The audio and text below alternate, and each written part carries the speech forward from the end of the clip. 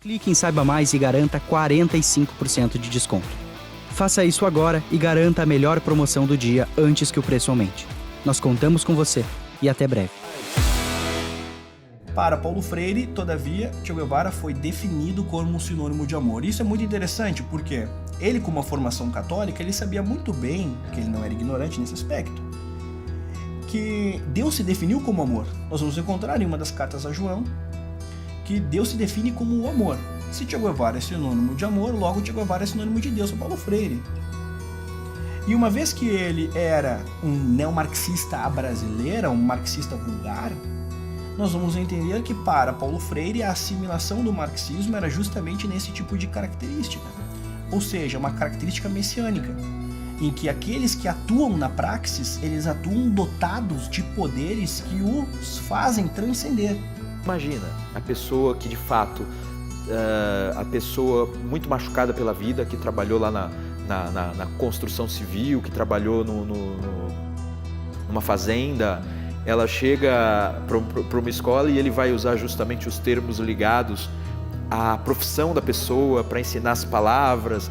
É uma técnica para depois ele ficar dizendo o seguinte: você tem um chefe, você tem alguém interessado, alguém que está te explorando, e ele vai ensinando o marxismo de baixo nível, né? Eu não sei nem se Paulo Freire leu muito Marx, não.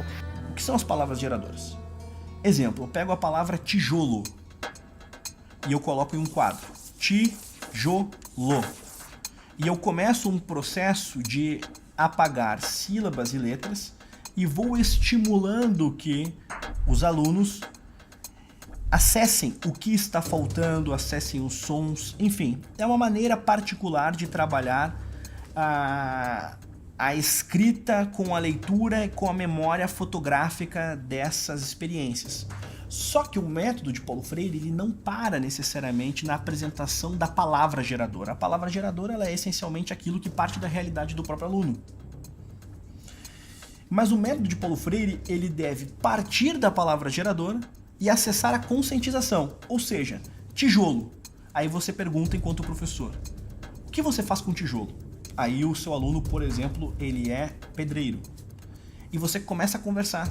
E daqui a pouco você está falando sobre salário, o quanto que ele é explorado. Então as palavras geradoras, elas servem para atingir um nível de consciência social.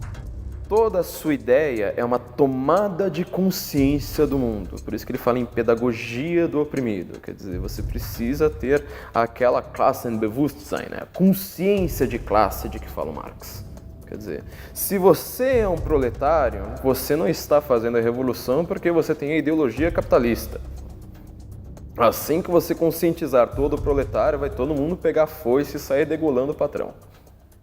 A revolução será inevitável. Então, dessa maneira, o Paulo Freire constrói essa conexão entre uma atividade que seria meramente pedagógica até o exercício político em sala de aula. E eu acho que, inclusive, daí, é dessa ponte que ele constrói, que vem a grande fama e a grande aceitação do Paulo Freire. O Paulo Freire ele constrói essa estrada para dar legitimidade à politicagem que o educador progressista já queria fazer antes. Ele cria um álibi, ele cria um pretexto para você poder falar de política dentro da sala de aula. Esta dialética partia de um ponto fundamental, a alienação. Este aluno alienado é o aluno que carrega um hospedeiro burguês. E cabe ao professor retirar este hospedeiro, dar consciência para aquele aluno, independentemente da classe social desse aluno. O Paulo Freire introduz o conceito de consciência crítica. E essa palavra crítica vira uma moda. A partir daí você vai vendo as pessoas serem reputadas por inteligentes, gritando, reclamando de problemas políticos. O Adler diz claramente, a crítica é uma terceira etapa. A primeira etapa você tem uma visão panorâmica. Você entende o quadro. A segunda etapa você analisa, você entende partes constituintes, detalhe por detalhe. Só numa terceira etapa você vai criticar. O Paulo Freire, ele vende a ilusão de que basta você entender que alguém te explora e começar a vociferar isso em público que você é inteligente. E aí você vê muita gente ficando crítica, sem ter entendido. O que acontece é que Paulo Freire vai ter uma leitura muito particular de Rousseau, e dentro dessa confusão do Emílio de Rousseau em Paulo Freire, Nós teremos, com um pouco mais de Emmanuel Mounier, com este neomarxismo vulgar, uma visão que o professor deve ser um facilitador, não para uma aprendizagem do que há de mais alto, mas para a obtenção de uma consciência social. Se existe alienação e a escola deve exercer um papel sine qua non para transformar este alienado em agente da praxis, logo este aluno deverá agir na sociedade, seja esta sua família ou ambiente civil, o ambiente público, o ambiente comum. A revolução cultural toma a sociedade em reconstrução em sua totalidade, nos múltiplos quefazeres dos homens, como campo de sua ação formadora. Você vê, cara, a revolução cultural para reconstruir a sociedade em sua totalidade. Isso aqui é o típico pensamento totalitário. Paulo Freire vai ter citado Mao Tse Tung na Pedagogia do Oprimido, quando ele vai ter ali manifestado certo entusiasmo com práticas da Revolução Cultural Chinesa. A conhecida frase de Paulo Freire, de que não há saberes que sejam definidos como errados, é uma frase que, dentro do conjunto intelectual de Paulo Freire, ela apresenta uma incoerência. Paulo Freire não respeitava os saberes que ele entendia como burgueses. Comportamentos, envolvimentos com certos tipos de artistas. Para Paulo Freire, e ele cita nominalmente Beethoven, Beethoven representa um comportamento burguês. Então, para Paulo Freire, na verdade, há saberes sim que merecem destaque e outros que merecem correção. Esta é a frase correta. Mas pensemos, como é que um pedagogo apresenta que tudo vale? Se todo saber é válido, qual o sentido de um professor?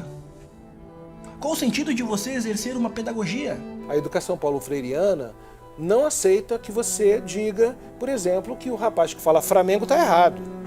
Né? Você não pode, porque você está impondo a sua cultura classista. Isso é a pedagogia do oprimido. Né? O oprimido é o aluno. Ora, se há um oprimido, tem um opressor. Quem é o opressor? O professor. Então você não tem meios de você se desaculturar. Você fica preso. Aí apareceu aquele cretino do Marcos Banho dizendo, não, você tira uma gramática igual para todos, é antidemocrático. Ah, bom, é uma gramática para cada classe social. Você aprende aquela gramática da sua classe social, fica preso ali o resto da sua vida. Você não consegue falar com o cara da outra classe social. E você cria uma estratificação social hierárquica, invencível, e você acha que isso é democrático? Para mim, isso é o contrário da democracia. O Paulo Freire criou uma estratificação social invencível. Se você nasceu filho de pedreiro, é para você ficar pedreiro o resto da sua vida. Você se inscreve no Partido Comunista e continua pedreiro.